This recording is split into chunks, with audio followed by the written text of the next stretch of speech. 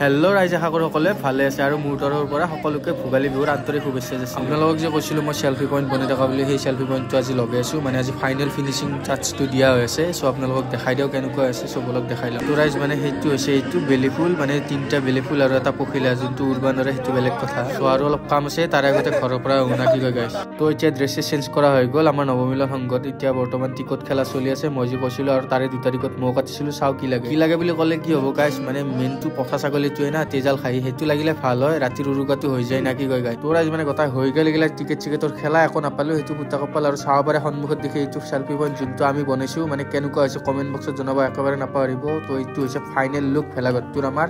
চ' আপোনালোকেও আহিব, বংশৰ নৱমিলন সংঘ। আশা থাকিলে আপোনালোকেও আহিব। আহি গ'লোঁ মানে এতিয়া যিহেতু উৰুকা আজিৰ দিনটো চবেইতো জানে, আজি অলপ মাছ মাংস চব বনাব লাগিব। মাছটো নচলে, বিশেষকৈ গাহৰি মেইন গাইছ, মানে গাহৰিটো বনাব লাগিব। চ' আজিৰ কাৰণে এইখিনিতে আছিল। বাই বাই, জয় অসম। আকৌ লগ পাম নতুন এটা ভিডিঅ'ৰ সৈতে। Bye bye.